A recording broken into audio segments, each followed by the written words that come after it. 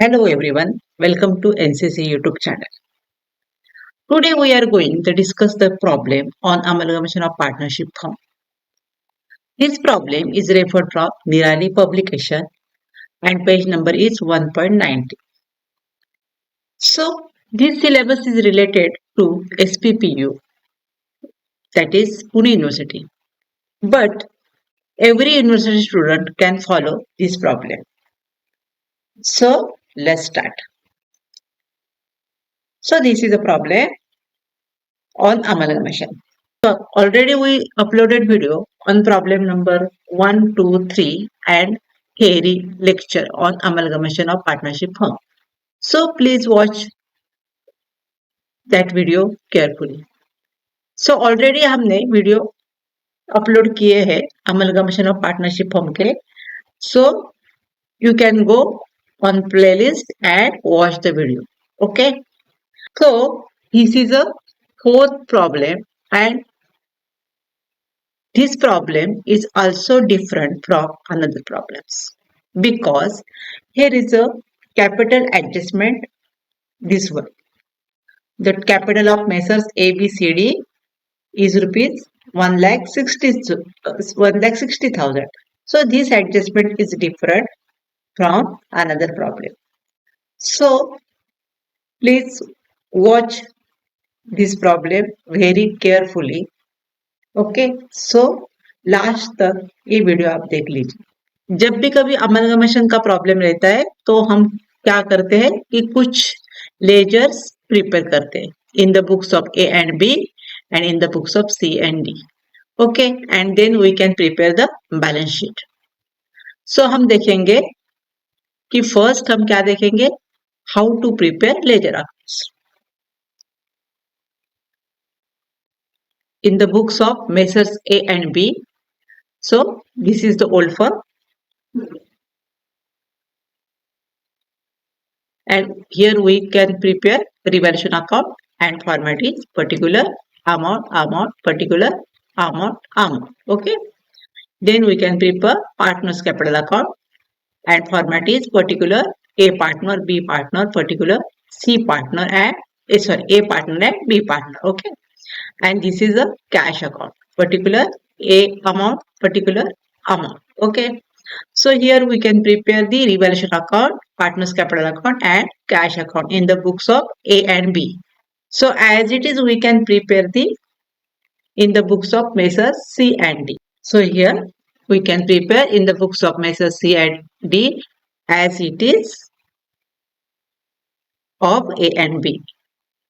Revaluation account, particular amount, particular amount, and partners capital account, particular partner C, D, particular partner C and partner D. Okay, and cash account as it is, particular amount, Okay, so this is a format of revaluation account, partners capital account and cash account. So अब हम चलते हैं problem की तरफ. So this is our problem. So here is some balance sheet given and there is some adjustment. Okay, so what is the first step? So first step is transfer the capital account of Mr. A and Mr. B of rupees. Capital account of Mr. A is rupees 80,000 and Mr. B is rupees 40,000 and also C and D का जो capital है 48,000 C का and 32,000 D का. So हम क्या करेंगे first step? So transfer the partners capital account to their capital account credit side. Okay, respective firm. So यहाँ हम क्या फर्स्ट स्टेप क्या करेंगे कि कैपिटल अकाउंट का बैलेंस ट्रांसफर करेंगे. So here by balance brought down 80,000 and 40,000. Okay. CD का जो बैलेंस है by balance brought down, C की अमाउंट है 48,000 and D की अमाउंट है 32,000. Okay. Then here is a cash balances of A and B 11,200 and C and D 23,400. So cash account balance is also transferred to cash account debit side of respective firm. To balance brought down, amount is 11,200 of Mr. sorry, A and B, Messrs A and B. Cash account debit side to balance brought down and amount is 23,400. Okay, so this is the first step. So after transferring the balances of capital account and cash account, we go to the adjustment. The two firms decided to amalgamate their business from 1st April 2024 under the name of Messrs A, B, C and D. So Messrs A, B, C and D, a firm new create हो रही है. For this purpose, it was agreed that Mrs. A's loan should be repaid and the investment of Messrs C and D be not taken over by the new firm. So first हम क्या देखेंगे? First adjustment ये देखेंगे कि Mrs. A's loan. So here is a Mrs. A's loan is rupees 10,000. So A's loan should be repaid and investment of Messrs C and D be not taken by the new firm. So investment of C and D की जो है, this one investment of 30,000 of C and D which was not taken by the new firm. Okay, so first हम क्या करेंगे? A's loan का पे हो गया, should be repaid by the respective firm means A and B की जो cash account में उसमें से 10,000 का लोन उन्होंने पे किया है. सो फर्स्ट इफेक्ट क्या हो जाएगा? Cash account credit side by Mrs. A's loan amount is 10,000. Okay, so A's का लोन उन्होंने क्या किया? पे किया.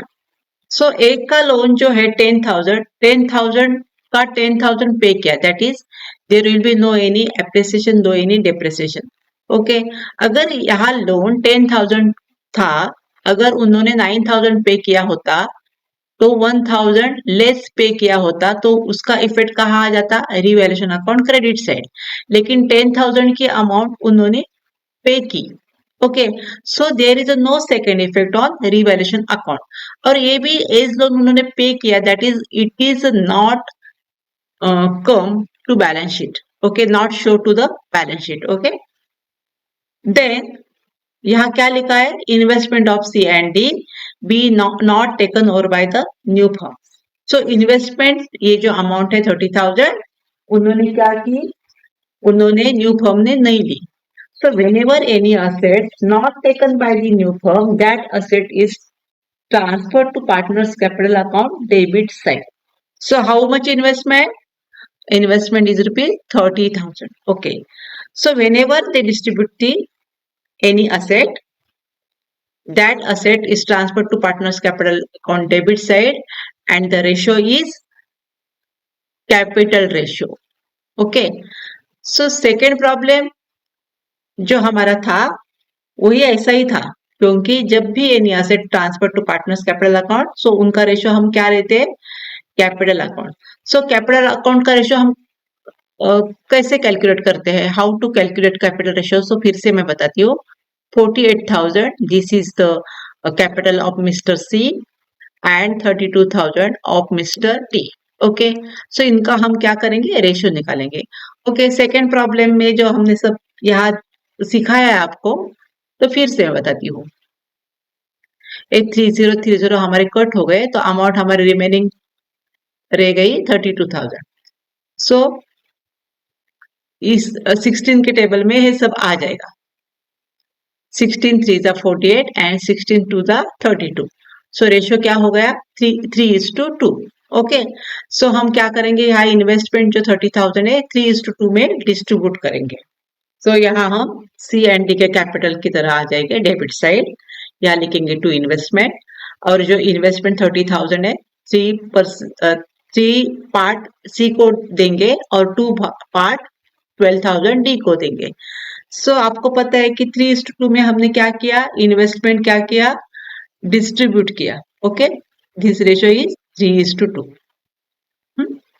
Then goodwill of A and B was fixed at rupees 16,000 and that of C and D at rupees 20,000.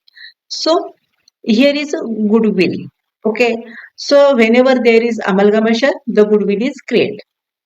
So ये थोड़ा सा अलग प्रॉब्लम है. So फर्स्ट हम देखेंगे कि अगर यहाँ असेट साइड कुछ ओल्ड गुडविल है क्या. So yeah, here is no any goodwill. Okay.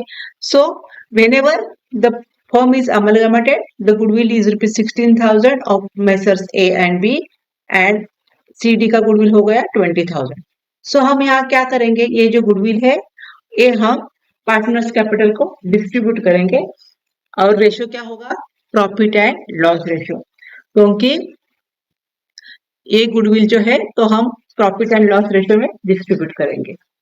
सो यहाँ जो प्रॉफिट एंड लॉस रेशियो है, यहाँ उन्होंने प्रॉब्लम में कहीं भी नहीं दिया है. ओके, ये जो रेशियो है ये न्यू रेशियो है, सो ये यहाँ नहीं आएगा. ओल्ड रेशियो जो चाहिए ना वो यहाँ नहीं है. So there is a rule of partnership form. Partnership form का रूल क्या है कि whenever there is a no profit and loss ratio is given, so every partner should distribute the profit or loss in equal ratio. So यहाँ हो क्या हो जाएगा, 16,000 हम AB को देंगे और CD 20,000 देंगे and the ratio is equal. So 16,000 का इक्वल कितना आ जाएगा, 8,000 8,000 और 20,000 का 10,000 10,000. Okay, by goodwill 8,000 8,000 and CD का goodwill by goodwill 10,000 and 10,000. So here is a question, what is the second effect? So इसका second effect आ जाएगा बैलेंस शीट में, क्योंकि यहाँ गुडविल दोनों का जो है 16,000 20,000 36,000 गुडविल बैलेंस शीट में शो हो जाएगा. लेकिन यहाँ एक एडजस्टमेंट है, देखिए I think this one, goodwill in the new form to be return off. Okay, तो जब भी हम यहाँ आ जाएंगे प्रॉब्लम की तरह, अगर ये एडजस्टमेंट नहीं होती तो इसका सेकेंड इफेक्ट क्या हो जाता, 16,000 और 20,000 36,000 हम बैलेंस शीट में शो करते. ओके, लेकिन अब हम नहीं करेंगे क्योंकि यहाँ एक थोड़ी सी अलग वाली एडजस्टमेंट है. ठीक है, मैं बाद में बताऊंगी. नेक्स्ट हमारी एडजस्टमेंट है, building was revalued rupees 1 lakh. So every time there is a depreciation in asset, there is appreciation asset. Whenever the appreciation, the amount is goes to the revaluation account credit side, and whenever the depreciation on asset, the amount goes to revaluation account debit side. Okay, so building की value कितनी हो गई, 1 लाख हो गई, revalued eight. सो देखिए यहाँ building है और ओनली ए बी की है 80,000, उसकी वैल्यू कितनी हो गई, 1 लाख. सो आपको पता है कि 20,000 से बिल्डिंग की अमाउंट क्या हो गई, अप्रिसिएट हो गई, बढ़ गई. सो whenever there is increase in asset, so that amount goes to revaluation account credit side. So यहाँ लिखेंगे by building rupees 20,000, क्योंकि 20,000 से बिल्डिंग क्या हो गई, अप्रिसिएट हो गई. The stock of A and B was found overvalued by rupees 8,000. तो यहाँ क्या हो गया, stock was overvalued by rupees 8,000. सो ये जो स्टॉक है ए बी का, उसकी अमाउंट है 40,800. ओके, सो जब भी कभी स्टॉक ओवर वैल्यूड बाय 8,000 ये सेंटेंस रहता है, इसका मतलब ये जो स्टॉक है वो ऑलरेडी ग्रेटर है. सो 40,800 उसमें हम 8,000 ऐड करेंगे तो ऑलरेडी ये जो स्टॉक है ये 48,800 का है. So the value of stock is 48,800. Okay, और यहाँ क्या लिखा है कि over valued by rupees 8,000. So every student make mistake that 8,000 over valued हो गया. सो हम लिखेंगे revaluation account credit side. So this is a not fair, this is a wrong. Why? Because already this stock is 48,800, so 8,000 से overvalued हो गया, means 48,800 का stock already ये balance sheet में है और उसकी वैल्यू अब जो है 40,000 हो गई. सो 48,800 से हम 40,000 माइनस करेंगे, जो अमाउंट आ जाएगी 8,000, that is the depreciation, decrease in value of stock. Okay, so कभी भी जब भी ये सेंटेंस आ जाएगा the stock was over valued by 8,000, तो इसका मतलब ऑलरेडी इसमें 8,000 का स्टॉक ऐड है। सो ये अमाउंट क्या हो गई 48,800। Okay, so this is a 48,800 और अमलगमेशन के वक्त क्या हो गई उसकी वैल्यू 40,000 हो गई। ओके, समझ में आ गया। सो 8,000 से हमारा स्टॉक क्या हो गया डिक्रीज हो गया। सो इसका इफेक्ट हम करेंगे to stock 8,000। Stock of CND was under valued by ₹4,000। इसका मतलब क्या हो गया कि ये जो स्टॉक है CND का 36,600 वो क्या हो गया अंडर वैल्यूड हो गया। मीन्स 36,600 में से हम क्या करेंगे 4,000 माइनस करेंगे और हमारी अमाउंट आ जाएगी 32,400। ओके, सो ये जो वैल्यू है ऑलरेडी ये स्टॉक जो है ना 36,600 उसकी वैल्यू है 32,400। सो यहाँ जैसे यहाँ ओवर वैल्यूड हो गया इसका मतलब डिक्रीज हो गया और अंडर वैल्यूड हो गया इसका मतलब इंक्रीज हो गया। ओके, सो यहाँ लिखेंगे by stock 4,000। Okay, next adjustment a reserve of 5% on debtors was necessary for bad debts of both the firms. So as it is adjustment है RDD create हो गई। So debtors है 30,000। So 30,000 पर 5% जो भी amount है वो अमाउंट निकालेंगे और that amount is 1,500 of A and B firm की। ओके, और 40,000 पर how much I think 5%। Yes, so 40,000 पर 5% कितना आ जाएगा। ओके, तो CD की अमाउंट आ जाएगी 2,000। सो दिस इज RDD और इसका इफेक्ट हम कहाँ करेंगे revaluation account debit side to RDD 1,500 और यहाँ लिखेंगे टू RDD 2,000। उसके बाद ये अलग वाले एडजस्टमेंट है। Total capital of messrs ABC and D must to be 1,60,000। So as it is हम रिवैल्यूएशन फर्स्ट टैली करेंगे। उसकी अमाउंट आ जाएगी 20,000 क्रेडिट साइड 20,000 क्रेडिट साइड उसमें से हम 9,500 माइनस करेंगे जो भी अमाउंट आ जाएगी 10,500। तो उनका रेशियो क्या है इक्वल रेशियो है क्योंकि profit and loss ratio is not given in problem. So profit और loss distributed partner is equal ratio. So to profit mister A का आ जाएगा 5,250 एंड बी का आ जाएगा 5,250। ओके, सो ये रेशियो 10,500 हमने क्या किया इक्वली डिस्ट्रीब्यूट किया। उसके बाद ये जो प्रॉफिट है हम ट्रांसफर करेंगे partners capital credit side 5,250 and 5,250। उसके बाद हम क्या करेंगे कैपिटल अकाउंट टैली करेंगे। कैपिटल अकाउंट की क्रेडिट साइड है 93,250 of mister A and B की है also 53,250। ओके, ये जो बैलेंस है हम डेबिट साइड लिखेंगे 93,250 एंड also 53,250। यहाँ here is no any amount to less। okay, so the balance is called to balance carried down as it is। Okay, उसके बाद हम क्या करेंगे कैश अकाउंट टैली करेंगे। कैश का डेबिट साइड ऑलवेज हायर 11,200। सो यहाँ लिखेंगे 11,200 में से हम 10,000 माइनस करेंगे जो बैलेंस आ जाएगा 1,200। So this is the balance. इसी तरह हम क्या करेंगे CD का टैली करेंगे।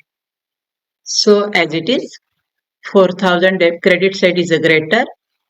सो 4,000 में से 2,000 माइनस हो गया सो प्रॉफिट आ गया 2,000। सो also distribute the profits in equal ratio Mr. C 1,000 Mr. D 1,000। okay, okay, then this profit is transferred to partners capital credit side by revaluation 1,000 and 1,000 and here we also tally the partners capital account। The credit side is 48,000 plus 10,000 plus 1,000 amount is 59,000। D की आ जाएगी 32,000 10,000 and 1,000 amount is 43,000। this amount is right on debit side। okay, then we can less 18,000 from rupees 59,000 and amount is 41,000. That amount is called to balance carried down as it is of Mr. D 31,000. उसके बाद हम cash account tally करेंगे 23,400 and there is no balance, so 23,400 is our balance of cash account. Okay.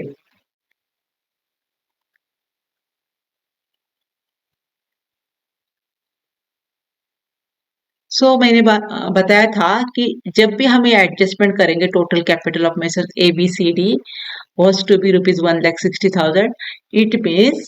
It means mister A B C and D ये जो four partner है वो क्या करेंगे 1,60,000 का कैपिटल न्यू फॉर्म में लाएंगे. Okay 1,60,000 is a total capital which was brought by the all partners and the ratio is 3 is to 2 3 is to 2.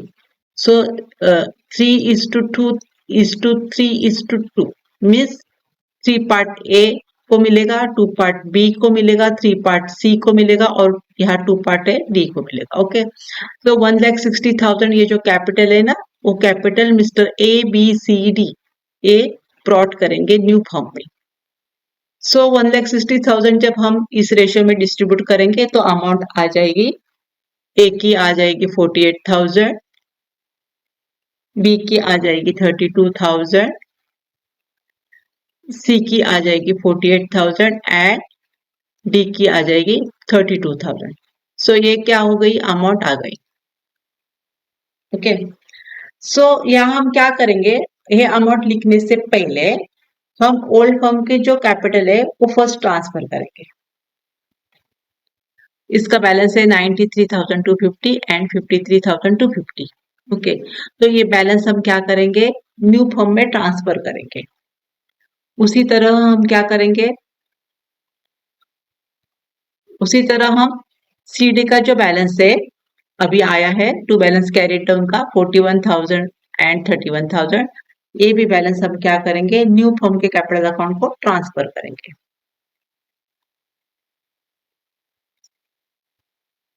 So first हम क्या करेंगे यहाँ बैलेंस ट्रांसफर करेंगे by balance brought down. Amount is 93,250, 53,250 and C की है 41,000 and D की है 31,000.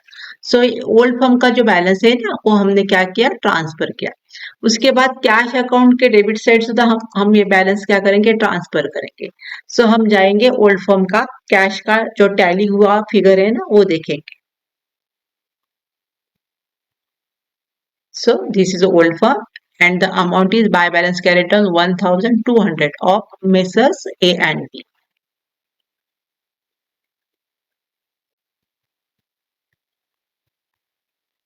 उसी तरह हम C and D का भी बाय बैलेंस कैरिड डाउन देखेंगे 23,400.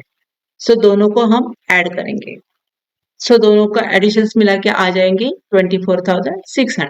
सो यहाँ मैंने एक्सप्लेन किया था 48,000, 32,000, 48,000, 32,000 is the new firms capital account. So already हम यहाँ क्या लिखेंगे टू बैलेंस कैरिड डाउन 48,000, 32,000, 48,000, 32,000 क्योंकि ये बैलेंस है ये balance A B C and D क्या करेंगे न्यू फॉर्म में लाएंगे. सो ये बैलेंस को हमने क्या नाम दिया to balance carried down. Okay so ये बैलेंस हम बैलेंस शीट जब हम करेंगे तब ये बैलेंस हम क्या करेंगे बैलेंस शीट साइड लिखेंगे कैपिटल का बैलेंस. उसके बाद ये जो एडजस्टमेंट है लास्ट वाली goodwill in the new firm to be return off. Goodwill जो है वो गुडविल क्या हो गया रिटर्न ऑफ हो गया. That means it is taken by the partner. So here is the goodwill of messrs A and B का कितना था 16,000 एंड सी डी का कितना था 20,000. सो 20,000 प्लस 16,000 की अमाउंट कितनी आ गई 36,000.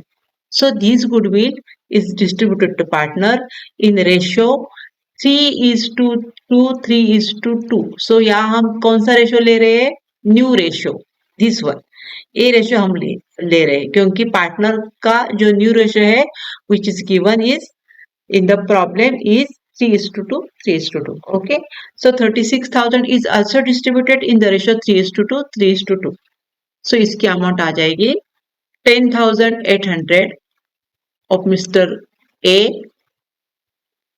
and 7,200 of Mr. B, 10,800 of Mr. C, and 7,200 of Mr. D. Okay, so this is the amount of goodwill.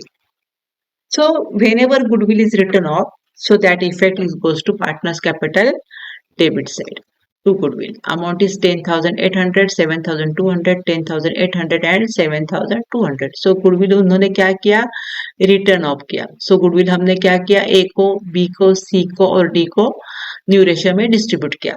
So this goodwill is not come in balance sheet. So last one क्या लिखा है यहाँ, any surplus और deficit shall be adjusted in cash. जब हम partners capital account tally करेंगे तो इसका कुछ बैलेंस रहेगा ना, डेबिट साइड रहेगा और क्रेडिट साइड रहेगा, जो भी रहेगा, तो उसका जो बैलेंस होगा, तो बैलेंस की जो अमाउंट है वो आप कैश में एडजस्ट कीजिए. ओके, सो यहाँ हम टैली करेंगे. सो यहाँ देखिए 48,000 एंड 10,800, इसका मतलब इसकी अमाउंट कितनी आ जाएगी, 48 प्लस 10,800 मीन्स 58,800 और ये की जो क्रेडिट साइड है 93,250. So credit side is greater, so हम फर्स्ट लिखेंगे 93,250 और यहाँ लिखेंगे 93,250 और 93,250 में से हम क्या करेंगे, ये जो अमाउंट है 10,800 एंड 48,000 हम माइनस करेंगे और जो अमाउंट आ जाएगी वो डेबिट साइड आ जाएगी, इसे हम बोलेंगे कैश बैलेंस फिगर और अमाउंट आ जाएगी 34,450. ओके, उसी तरह हम बी का भी टैली करेंगे. देखिए, सो बी की जो अमाउंट है क्रेडिट साइड इज ग्रेटर, सो 53,250, उसमें से हम 32,000 एंड 7,200 क्या करेंगे, माइनस करेंगे और जो अमाउंट आ जाएगी 14,050. ओके, देन हम सी का देखेंगे तो debit side is greater, so first हम 48,000 प्लस 10,800, 58,800 हमने लिखा डेबिट साइड की और ये अमाउंट हमने लिखा क्रेडिट साइड. ओके, क्योंकि debit side is greater than credit side. उसमें से हम 41,000 माइनस करेंगे, जो अमाउंट आ जाएगी उसे हम लिखेंगे by cash balancing figure and amount is 17,800. उसके बाद यहाँ भी क्या हो गया, डी की डेबिट साइड ग्रेटर है 39,200, उसमें से 39,200 यहाँ लिखेंगे, 31,000 माइनस करने के बाद जो अमाउंट आ जाएगी 8,200. So this is also called cash. So यहाँ क्या होता है, ये जो बैलेंस जो हमने लिखा है ना, टू कैश बाय कैश, तो यहाँ ए का बैलेंस आ गया 34,450, 14,050 और सी का हो गया 17,800 एंड डी का हो गया 8,200. ओके, सो इसी तरह हमने क्या किया, कैपिटल अकाउंट क्या किया, टैली किया. सो यहाँ देखिए, ये जो कैश है, ये कैश हमें ए को देनी पड़ती है, बी को भी देनी पड़ेगी, क्योंकि उनका जो बैलेंस है ना, तो बैलेंस का मतलब डेबिट साइड आ गया, that means cash paid to A and cash paid to B. और जब भी कभी सी एंड डी का जो बैलेंस क्रेडिट साइड आता है, that means cash brought by the mister C 17,800 and D का 8,200. ओके, सो एंड डी को क्या करना पड़ेगा, कैश देना पड़ेगा, इसको फर्म को. ओके, सो इसका इफेक्ट क्या करेंगे, हाँ कैश अकाउंट पहले क्रेडिट साइड लिखेंगे कि एक की अमाउंट जो है ना, ये 34,450 ये अमाउंट लिखेंगे. ओके, उसके बाद 14,050 की अमाउंट यहाँ लिखेंगे बाय पीस कैपिटल और ये जो क्रेडिट साइड की अमाउंट है वो डेबिट साइड आ जाएगी टू सीज कैपिटल 17,800 और 8,200 की अमाउंट आ जाएगी debit side cash account 8,200. Okay, और जब भी इस कैश का जो बैलेंस रहेगा ना, वो हम लिखेंगे बाय बैलेंस कैरिड डाउन. सो ये जो डेबिट साइड है ये बड़ी वाली ग्रेटर है 50,600, दोनों तरफ लिखेंगे हम, उसमें से हम ये माइनस करेंगे, अमाउंट आ जाएगी 2,100. So that amount is called by balance carried down. Okay, so यहाँ देखिए, ये थोड़ा सा अलग प्रॉब्लम है, यहाँ हम कैपिटल का बैलेंस एडजस्ट करते हैं और जो भी डिफरेंस है वो हम कैश में लिखते हैं. सो इसके बाद हम क्या करेंगे, बैलेंस शीट करेंगे न्यू फर्म की. So format is balance sheet 1st April 2024, liabilities amount, assets amount. Okay, तो फर्स्ट हम क्या करेंगे, कैपिटल लिखेंगे. सो यहाँ जो बैलेंस है ना, न्यू न्यू फॉर्म का हमने टैली किया हुआ 48,000, 32,000, 48,000, 32,000, ये बैलेंस हम बैलेंस शीट में लिखेंगे क्योंकि न्यू फॉर्म में ये बैलेंस ये कैपिटल ये फोर्थ पार्टनर ला रहे हैं. सो यहाँ लिखेंगे 48,000, बी का है 32,000, सी का 48,000, डी का 38,000, टोटल आ जाएगी 1,60,000.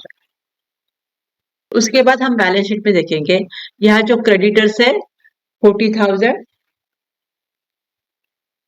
Okay, and 60,000. So there is no any adjustment about the creditor. So as it is amount हम लिखेंगे बैलेंस शीट में लाइबिलिटी साइड. और मिसेस एज लोन क्या किया हमने, यहाँ पेड किया है ना, मिसेस एज लोन हमने पेड किया. सो इसके अमाउंट हम बैलेंस शीट में नहीं लिखेंगे. सो यहाँ ओनली क्रेडिटर्स हम लिखेंगे, क्रेडिटर्स 1 लाख. अब आ जाएंगे कैश. कैश का बैलेंस कौन सा लिखेंगे, जो न्यू फॉर्म में है वो बैलेंस. सो ये जो बैलेंस है ना, कैश अकाउंट का हमने कैरी डाउन किया है 2,100, ये बैलेंस हम बैलेंस शीट में दिखाएंगे, कैश 2,100. ओके, तो स्टॉक के अमाउंट हम क्या करेंगे. सो ये जो स्टॉक है 40,800 एंड 36,600, इसके हम क्या करेंगे, टोटल करेंगे. और उसमें से ये जो स्टॉक की जो अमाउंट है under valued 4,000 and over valued sorry हाँ over valued 8,000 and under valued 4,000. So हम ये बैलेंस शीट में करके दिखाएंगे. पहले क्या करेंगे, 40,800 एंड 36,600 के हम एडिशंस करेंगे. सो यहाँ देखिए दोनों की टोटल आ जाएगी 77,400. उसमें से जो अंडर वैल्यूड है उसे हम माइनस करेंगे और जो ओवर वैल्यूड है उसे हम ऐड करेंगे और जो टोटल आती है वो हम लिखेंगे 73,400. उसके बाद डेटर्स है 30,000 एंड 40,000, 70,000 और उस पर आरडीडी कितनी है, 5% आरडीडी है. हम डेटर्स के अमाउंट लिखेंगे 70,000 और आरडीडी हम माइनस करेंगे 3,500 और टोटल आ जाएगी 66,500. Then furniture 8,000 and 10,000. So there is no any adjustment about the furniture. So 18,000 we should write on the asset side. लिखेंगे furniture amount is 18,000. Then building 80,000. But building की amount कितनी हो गई, 1 लाख. सो 20,000 से बिल्डिंग क्या हो गई, इंक्रीज हो गई. सो यहाँ लिखेंगे बिल्डिंग 80,000, उसमें से हम ऐड करेंगे एप्रिसिएशन 20,000, अमाउंट आ जाएगी 1 लाख. ओके, सो 1 लाख यहाँ लिखेंगे. And last is investment. So investment की अमाउंट क्या हो गई, इन्वेस्टमेंट यहाँ क्या हो गया देखिए, investment yes investment of messrs C&D to be not taken over by the new firm. So this asset is transfer to partners capital account. So there is no any effect on balance sheet. So balance sheet में हम investment नहीं दिखाया. अब balance sheet के हम total करेंगे 2,60,000 and also 2,60,000. सो आप tally कीजिए यहाँ. ओके, सो इसी तरह से हमारी बैलेंस शीट क्या हो गई, टैली हो गई. So this is the problem on amalgamation and this is a different problem. If you like our videos, please like, share, subscribe and comment. Thank you.